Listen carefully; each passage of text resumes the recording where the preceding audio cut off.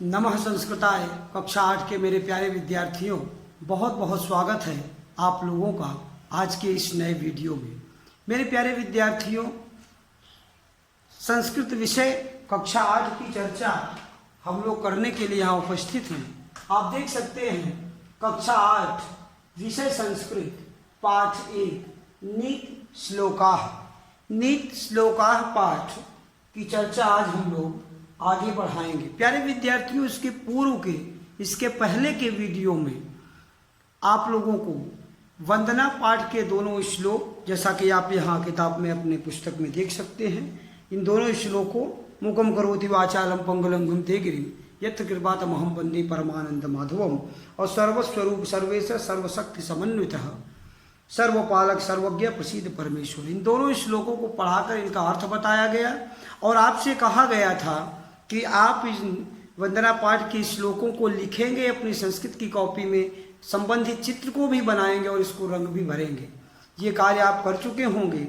इसके आगे उसी वीडियो में आपको नीत श्लोका पाठ के प्रथम 2 श्लोक, इन दोनों श्लोकों को का अर्थ बताया जा चुका है। और यदि हम अभ्यास कार्य की बात करें तो शब्दार्थ के साथ साथ आधे शब्दार्थ की चर्चा हम इसके पूर्व के पहले वीडियो में किए थे, और आज नीत श्लोका पाठ के बाकी बचे हुए शब्दार्थों की चर्चा हम आपसे यहाँ कर रहे हैं। प्यारे विद्यार्थियों, पाठ की शुरुआत करें इसके पूर्व मैं आपसे बता देना चाहता हूँ कि आप लोग वीडियो को पूरा देखें, 1 से 2 बार 3 बार ज़्यादा से ज़्यादा देखें और इसको समझने की कोशिश करें। और आप वीडियो को देख रहे हैं, इस बात की उपस्थिति वीडियो को देखने के बाद अंत में आप अपना नाम, क्लास और सेक्शन कमेंट बॉक्स में जाकर जरूर वहां दर्ज करें, ताकि हमारे पास उपलब्ध आपकी नेम लिस्ट में हम आपको उपस्थित दर्ज कर सकें। आपकी उपस्थिति अति आवश्यक है। आप वीडियो देख रहे हैं, पढ़ रहे हैं, इसका प्रमाण यही होगा कि आपने कमेंट बॉक्स में अपना नाम, क्लास और सेक्शन लिखा हुआ है। तो आइए चर्चा आगे की बढ़ाएं। इसके पूर्व हम पिछले चर्चा में पिछले वीडियो के बारे में थोड़ी सी बात हम आपसे करना चाहते हैं। प्यारे विद्यार्थियों, अगर नीति श्लोका में हम लोग नज़र डालें तो देखेंगे कि 1 2 3 4 और इस पेज को जब टर्न करेंगे पेज नंबर 8 पर देखेंगे तो ये 5 श्लोकों का समन्वय है नीति श्लोका पाठ में। प्यारे विद्यार्थियों, 2 श्लोकों की चर्चा हम आपसे कर चुके हैं। किन किन श्लोकों की चर्चा कर चुके हैं इनकी देखिए। ऐसाम न विद्या न तपो न दानम ज्ञानम न शीलम गुणो न धर्मः ते मृत्युलोके भूविभार भूताः मनुष्य रूपेण मृगाश्चरन्ति। ऐसे लोग, यहाँ मृग का अर्थ पशु है, ऐसे लोग भूमि पर घूमने टहलने वाले पशु के समान है। ऐसे मनुष्य पशु के समान है, जिनमें जो विद्या नहीं है, जिनमें तप नहीं है, परिश्रम नहीं है, जिनमें दान की क्षमता नहीं है, जिनमें ज्ञान नहीं है, जिनमें शील नहीं है, संकोच नहीं है, जिनमें दूसरों को क्षमा करने की क्षमता नहीं है, इन सब गुणों और धर्म जिसमें नहीं है, ये मनुष्य के रूप में पशु के समान है। इसकी चर्चा इस पहले श्लोक की अर्थ का अर्थ था। दूसरा कह रहा है निंदन्तु नीति निपुणाः यदि वा स्तुवन्ति लक्ष्मी समाविशतु गच्छतु या वा यथेष्टम अवैद्य वा मरणं यस्तु युगान्तरे वा न्यायात् पथः प्रविचलन्ति पदम नधीराः। कह रहे हैं कि न्याय के पथ पर चलने वाला व्यक्ति कभी भी उससे विचलित नहीं होता है, भले ही उसके लाख नुकसान हो जाए, लाख क्षति हो जाए, बहुत लोग गुणगान करें या बुराई करें, कोई प्रभाव नहीं पड़ता। न्याय के मार्ग पर चलने वाला व्यक्ति हमेशा उसी तरह से चलता रहता था। ये चर्चा थी पुरानी। इसके पहले जो हमने आपको पढ़ाया उसकी चर्चा थी। आज हम आपको नया पाठ पढ़ाएं, नीति श्लोका के बाकी श्लोकों को का अर्थ बताएं। इसके पूर्व हम आपको दिखाना चाहते हैं, बताना चाहते हैं कि ये जो अभ्यास कार्य जो PDF के रूप में आपको प्राप्त हो चुका है, आप देखे होंगे कि वीडियो के साथ एक PDF पेज भी गया होगा, जिसमें ये पेज भी आपका रहा होगा। प्यारे विद्यार्थियों, आप यहाँ पर देख लीजिए कि यहाँ कह रहे हैं विकल्पेभ्यः समुचित उत्तरम चिनुत। आप कह रहे हैं कि विकल्पों में से सही उत्तर का चुनाव कीजिए। नीति निपुणाः किम कुर्वन्ति नीति निपुणाः निन्दन्तु। ख क्या है? ख कहता है के निन्दन्तु स्तुवन्तु वा नीतिज्ञाः क्या लिखा आपने? नीतिज्ञाः। यहाँ पर धीराः वीराः नीतिज्ञाः है तो नीतिज्ञाः को आपने यहाँ पर फिलअप कर लिया। ग कह रहा है कि धीराः कस्य पथम न त्यजन्ति, तो धीर जो धैर्यवान मनुष्य है वो कौन से रास्ते को नहीं त्यागता है? न्यायस्य माने न्याय के रास्ते को नहीं त्यागता है। अद्यएवस्य विपरीतार्थक पदम किम, अद्यएव शब्द का विपरीतार्थक क्या है? अद्यएव माने आज ही, अभी, और इसका विपरीतार्थक जो है वो है युगांतरे माने बहुत समय के बाद, युगों के बाद। आगे कह रहे अंगा है, अंगा कह रहा है समाविशतु वस्य समानार्थक पदम किम। समाविशतु शब्द का समानार्थक शब्द क्या है? गच्छत माने जाना होता है, ये है समाविशतु शब्द का समानार्थी। फिर कह रहे हैं पूर्ण वाक्येन उत्तरत, इसको भी आप देख लीजिए। कायः विहीनः नरः पशु तुल्यम भवति, किससे विहीन मनुष्य पशु के समान है? तो यहाँ लिखा है साहित्य संगीत कला विहीनः नरः पशु तुल्यः भवति। नेक्स्ट है ख, क्वेश्चन ख कह रहा है, प्रश्न नंबर ख है सह नरः किम न खादन जीवति। उत्तर है सह नरः तृणम न खादन जीवति। प्रश्न ग है, कह रहा है कि सह तृणम न खादति अस्मिन केशाम सौभाग्यम भवति। वह तृण को नहीं खाता, घास को नहीं खाता, ये किसका सौभाग्य है? तो सह तृणम न खादति अस्मिन, अस्मिन ध्यान से देखेंगे, अस्मिन पशूनाम सौभाग्यम भवति। नेक्स्ट और अंतिम क्वेश्चन है नरः किम किम शिक्षेत। उत्तर है नरः विद्या तपः दानम ज्ञानम शीलम धर्मः च शिक्षेत। मैच दी फॉलोइंग में देखिए कह रहे हैं कि अधोलिखिता नाम मेलनम कुरुत, सही का मिलान कीजिए। माता को मिलाएंगे रक्षति, पिता को मिलाएंगे हितकार्य योजते, कांता माने पत्नी को मिलाएंगे अभिरमति अभिरमयति, और घ है कल्पलता को मिलाएंगे सर्वसाधयति। तो ये हो गया है आपका सही विकल्प, इसको आपने मिलाया है। प्यारे विद्यार्थियों, तो प्यारे विद्यार्थियों ये रहा आपका अभ्यास कार्य, और अब इसके बाद जो आपको पेज उपलब्ध हो चुका था इसके पूर्व उसका अभ्यास कार्य था। आइए अब श्लोक, ये जो नीति श्लोका पाठ के बाकी शब्दार्थ और बचे हुए 3 श्लोकों की चर्चा हम आपसे करते हैं। यहाँ देखिए शब्दार्थ में शब्दार्थ लिखा हुआ, ध्यान से सुनेंगे क्योंकि शब्दों को ध्यान से सुनेंगे तभी आप इसको बोल पाएंगे। और आप अभ्यास करिएगा सुनने के साथ साथ, एक बार आप सुनिएगा शब्दों को, उसके बाद हमारे साथ उच्चारण करने का प्रयास करिएगा दोबारा। शब्द है नियुक्ते। क्या शब्द है? नियुक्ते। नियुक्ते का अर्थ है लगता है। अपनीय, अपनीय माने दूर करके। खेदम, खेदम, खेदम शब्द का अर्थ है दुख। तनोति, क्या शब्द है? तनोति, बढ़ाती है।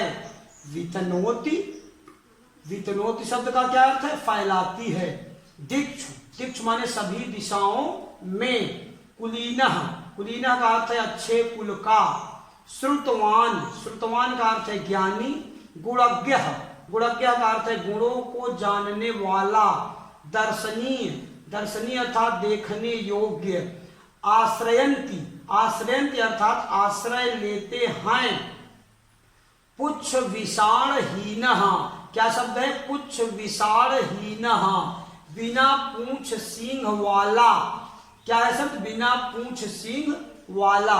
प्यारे विद्यार्थियों, जैसा कि आप देख रहे हैं ये बाकी नीति श्लोका पाठ का बचे हुए जो शब्दार्थ थे वो भी हमने आपको पढ़ा दिया।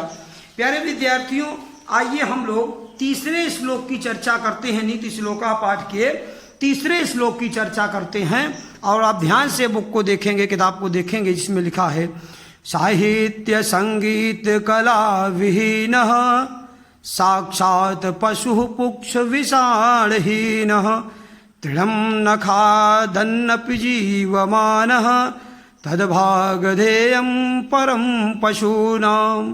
फिर से ध्यान देंगे मेरे प्यारे विद्यार्थियों, देखिए आपको बहुत ही आनंद आने वाला है इस वीडियो में। प्यारे विद्यार्थियों फिर से ध्यान से देखेंगे कि संगीत में इस श्लोक को कैसे हम लोग उच्चारण करेंगे। साहित्य संगीत कला विहीनः साक्षात् पशु पुक्ष विषाणहीनः तृणं न खादन्नपि जीवमानः तद्भागधेयं परम पशूनाम।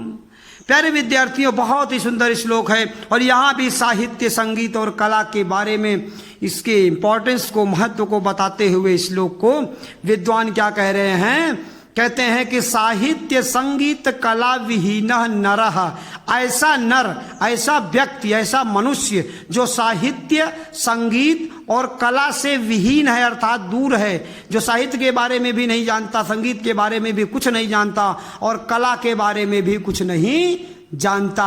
यहाँ पर आप देख सकते हैं कि साहित्य संगीत कला विहीन, इन चीजों से, इन गुणों से दूर है ऐसा मनुष्य पुक्ष विषाणहीन, बिना पूंछ और सींग का साक्षात पशु, साक्षात पशु है। भवति सह माने वह क्या होता है, साक्षात पशु होता है, जिस पशु के पूंछ और सींग नहीं होती। तो मनुष्य तो है लेकिन मनुष्य न होकर बिना पूंछ और सींग वाला पशु माना जाएगा किसको, जो साहित्य संगीत और कला से विहीन होगा, इसके बारे में कोई जानकारी नहीं रखेगा। दूसरी लाइन जो ये लाइन है, तृणम न खादन जीवपमान, इसका क्या अर्थ है, तृणम न खादन अपजीवमान अस्ति। कह रहे हैं कि ये जीवों का खाना नहीं खाते, मनुष्य क्या करते हैं, जानवरों का खाना नहीं खाते। तत्पशूनाम परम भागधेयम, ये पशुओं का परम सौभाग्य है कि ये पशु होते हुए भी पशुओं का भोजन ग्रहण नहीं करते। अर्थात ये श्लोक क्या कह रहा है, प्यारे विद्यार्थियों, अगर हम संपूर्ण अर्थ की बात या भावार्थ की या मैसेज ऑफ श्लोक की बात करें कि क्या संदेश देता है ये श्लोक, तो ये कहता है कि साहित्य संगीत कला विहीन, साहित्य संगीत और कला से अगर कोई मनुष्य विहीन है, अर्थात उसको ज्ञात नहीं है, उसको ज्ञान नहीं है साहित्य संगीत और कला के बारे में, तो वो मनुष्य के रूप में है तो है, लेकिन वो मनुष्य नहीं है, वो पशु है। और ऐसा पशु है जिसके सींग और पूंछ नहीं है, साक्षात पशु पुक्ष विषाणहीन, तृणम न खादन जीवपमान, कहीं जीवों के भोजन को नहीं खाता, ये किसका, परम तद्भागधेयम परम पशूनाम, ये पशुओं का सौभाग्य है कि ये मनुष्य हैं, ये पशु तो हैं लेकिन मनुष्य के रूप में, और इस पशुओं का खाना नहीं खाते। अब देखिए मैसेज कहता है कि साहित्य संगीत और कला के बारे में सीखने के लिए ज्यादा से ज्यादा हमें हमेशा प्रयास करते रहना चाहिए। साहित्य का विद्वान बनिए, कला के बारे में नई नई कलाएं सीखते रहिए, कंप्यूटर के बारे में, साहित्य के बारे में और हर विषय के बारे में नई नई चीजें सीखते रहिए, साहित्य संगीत और संगीत के बारे में। तो कहने का मतलब अच्छी अच्छी क्वालिटीज, अच्छे अच्छे गुण आपको हमेशा सीखते रहने चाहिए, ये कह रहा है श्लोक नंबर 3, ऐसा आपको संदेश देता है।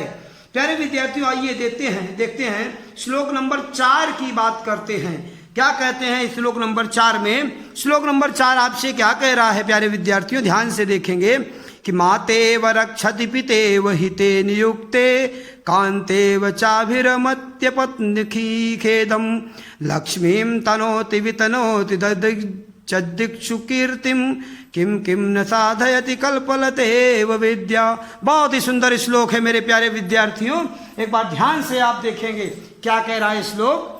श्लोक कह रहा है कि माते व रक्षत पिते हिते नियुक्ते, माता क्या करती है बच्चों की, माँ हमेशा बच्चे की रक्षा करती है। पिता क्या करता है, पिता हमेशा बच्चों के हित में जो होता है, जो उनके लिए फायदेमंद होता है अपने बच्चों के लिए, पिता हमेशा वही कार्य करता रहता है। कांतेव, पत्नी क्या करती है, चा अभिरमत्य पत्नी खेदम, सारे दुखों को, मन के दुखों को, ग्लानियों को क्या करने वाली होती है, दूर करने वाली होती है पत्नी, आनंद प्रदान करने वाली होती है। इसमें कह रहे हैं लक्ष्मी तनोत वितनोति ददिक्षु कीर्तिम, और लक्ष्मी क्या करती है, धन दौलत क्या करता है, धन दौलत तनोति वितनोति, आप शब्दों को देख सकते हैं, तनोति माने बढ़ाती है, वितनोति माने फैलाती है। आप देख सकते हैं कि लक्ष्मी तनोति वितनोति च दिक्षु कीर्तिम, सभी दिशाओं में, दिक्षु माने दिशाओं में, कीर्ति माने आपके, कीर्ति मतलब होता है, कीर्ति का अर्थ आप समझ सकते हैं प्रसिद्धि, इसको प्रसिद्धि, नेम और फेम जिसको आप कहते हैं वो समझ सकते हैं आप, कि कह रहे हैं। और लक्ष्मी ये करती, फिर कह रहे हैं किम किम न साधयति कल्पलतेव विद्या, कल्पलता के समान जो ये विद्या है वो क्या क्या नहीं साध देती है, अर्थात क्या क्या उपलब्ध नहीं करा देती है। प्यारे विद्यार्थियों, अब एक बार फिर से अर्थ समझने की कोशिश करिएगा। कह रहे हैं कि माते व रक्षत पिते हिते नियुक्ते कांते व चाभिर मत्य पत्नी खेदम लक्ष्मी तनोति वितनोति च दिक्षु कीर्तिम किम किम न साधयति कल्पलते वो विद्या। विद्या ऐसी कल्पलता के समान है। अर्थ को समझने का, फिर से श्लोक नंबर 4 के अर्थ को समझने का प्रयास करिएगा मेरे प्यारे विद्यार्थियों।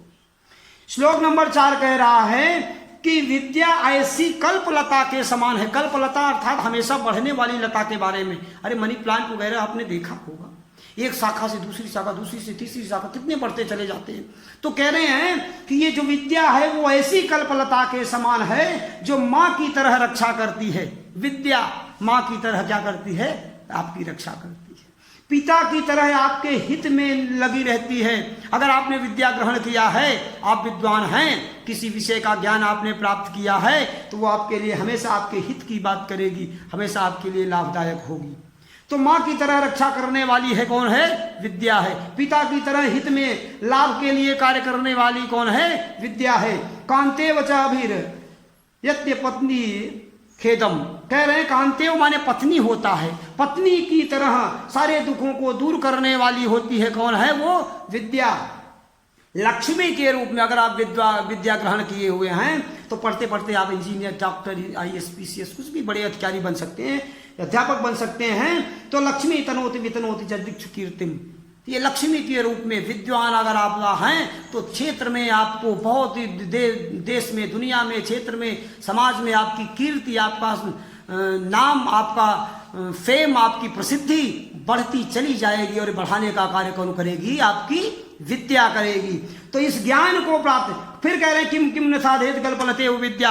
अगर विद्या माँ की तरह रक्षा करने वाली हो, अगर विद्या पिता की तरह हित करने वाली हो, लाभ देने वाली हो, अगर विद्या पत्नी की तरह सारे दुखों को, कष्टों को, चिंता को दूर करने वाली हो, और इसके बाद भी कह रहे हैं कि अगर विद्या ऐसी लक्ष्मी के रूप में पैसे लाभ देने वाली हो और आप क्षेत्र में चारों तरफ आपकी प्रसिद्धि को फैलाने वाली हो, तो ऐसी विद्या को किम किम न लभेत, कह रहे हैं किम किम न साधयति कल्पलते वो विद्या।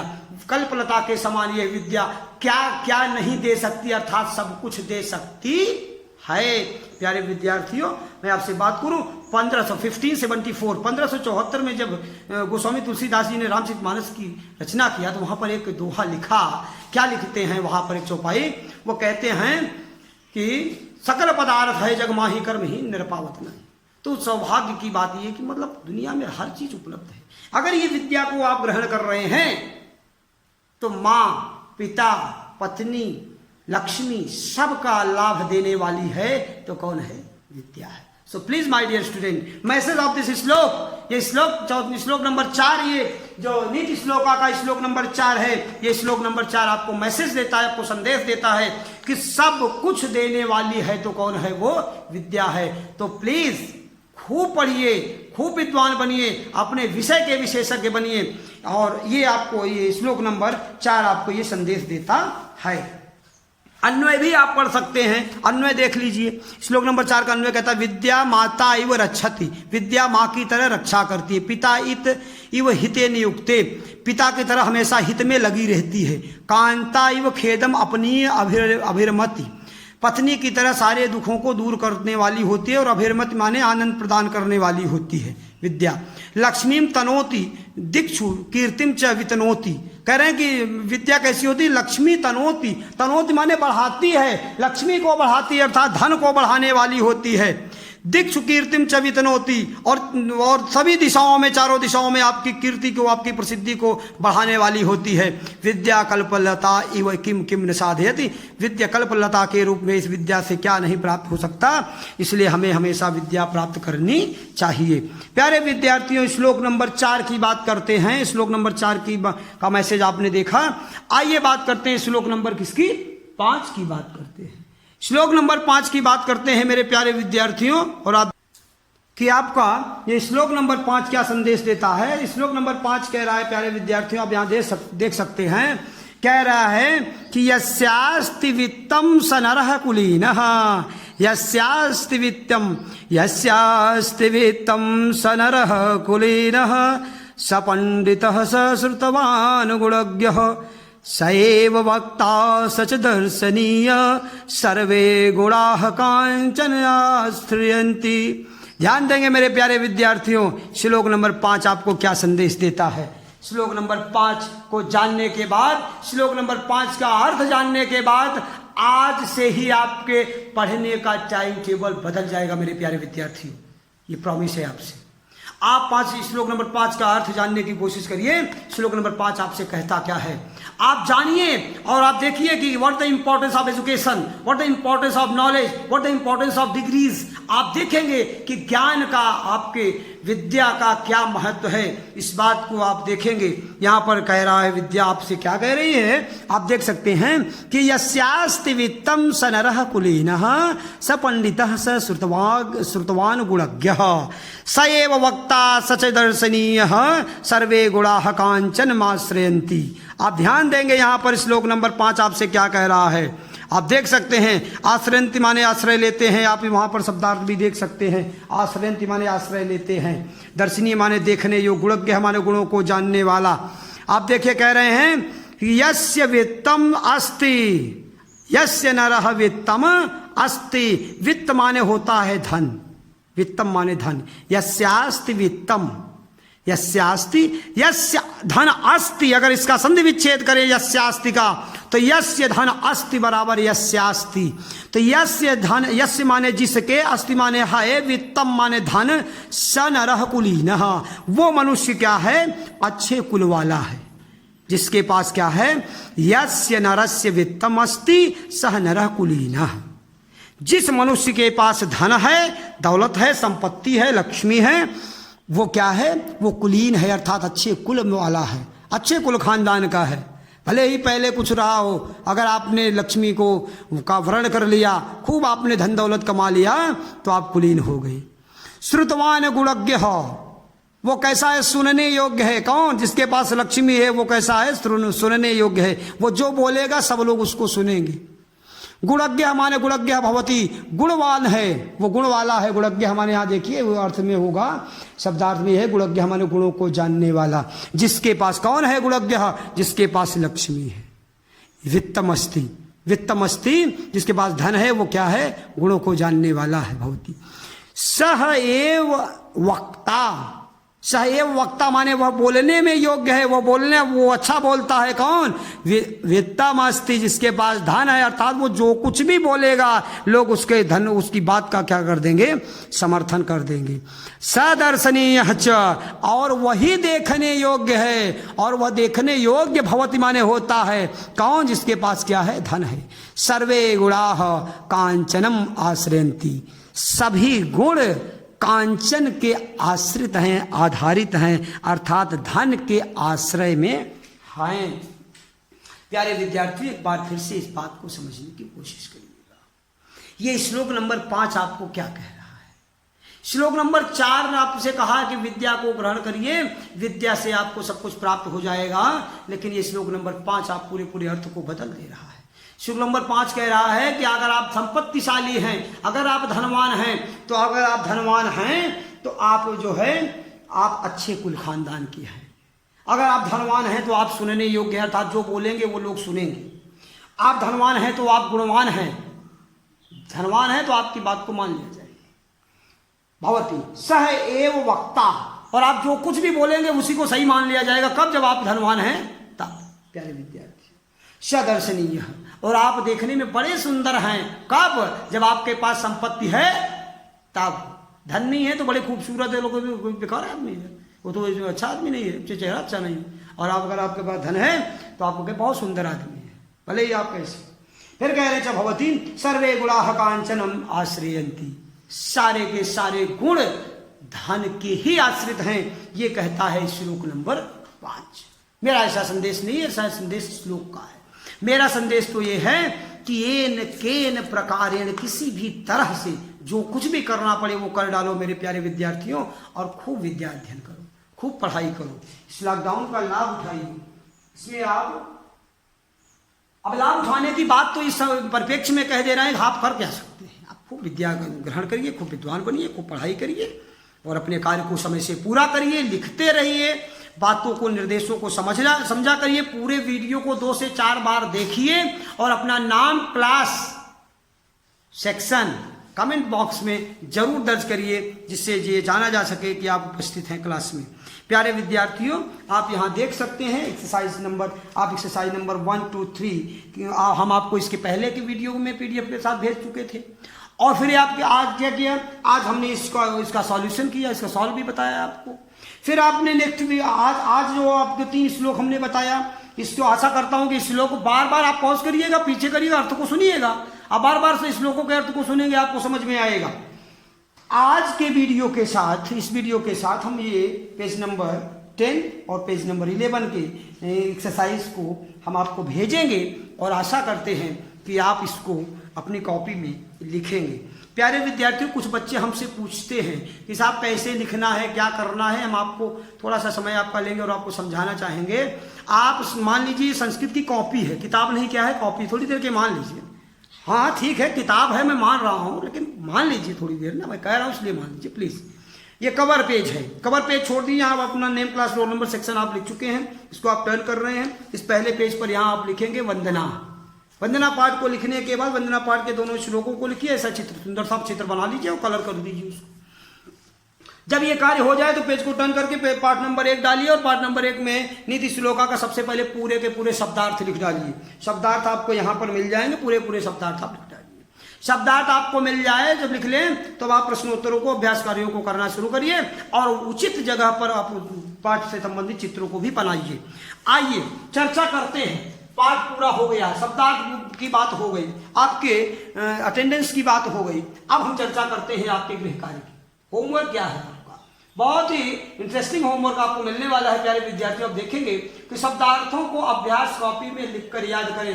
शब्दार्थों को अभ्यास कॉपी में लिखकर याद करें। मुझे पूरा भरोसा और पूरा विश्वास है कुछ बच्चे लिख चुके होंगे प्यारे विद्यार्थियों शब्दार्थों को। दूसरा कह रहा है सभी श्लोकों को अपनी कॉपी में लिखकर याद करें। 5 श्लोक है नीति श्लोका पाठ में, 5 के 5 श्लोकों को आप अपनी कॉपी में लिखिए। और श्लोकों, इतने सुंदर सुंदर श्लोक हैं प्यारे विद्यार्थियों। अर्थ के माध्यम से आपने जाना, आपका उसमें से जो भी पसंदीदा श्लोक हो, उन पसंदीदा श्लोकों को आप क्या कर लेंगे, अपनी कॉपी में लिखकर याद कर लेंगे 5 के 5 श्लोकों को। अभ्यास कार्य नंबर 3 आपसे कह रहा है कि दिए गए संपूर्ण अभ्यास कार्यों को अपनी अभ्यास कॉपी में लिखकर याद करें। वीडियो के साथ जो PDF उपलब्ध होगा उसमें अभ्यास कार्य होंगे और सॉल्व भी होगा आपका, उसको आप अपनी अभ्यास कॉपी में लिखकर याद करिएगा प्यारे विद्यार्थियों। बातें करते हैं अभ्यास कार्य नंबर 4 की। ये कह रहा है कि पाठ से संबंधित आवश्यक चित्रों को कॉपी में बनाइए। कॉपी में बनाइए तो बनाने के बाद क्या करेंगे, इसको देखेंगे, तब देखिएगा, जिसमें रंग भर लीजिएगा, तब बनाइए और उचित रंगों का प्रयोग कीजिए। परेशान नहीं करना पेरेंट्स को रंग लाने के लिए जाके वहां से वो कलर क्या होता है, वो पेंसिल कलर और वो वाटर कलर, ये सब परेशान नहीं करना। जो साधन उपलब्ध है उससे आप काम करिए, परिश्रम करिए। आज के लिए इतना ही मेरे प्यारे विद्यार्थियों। पाठ वंदना और नीति श्लोका दोनों ये आपके लेसन कंप्लीट हुए। नेक्स्ट वीडियो में लेसन नंबर 2 की चर्चा करेंगे और आप रेडी मिलेंगे मुझे लेसन नंबर 2 के लिए। तब तक के लिए धन्यवाद, बहुत बहुत धन्यवाद।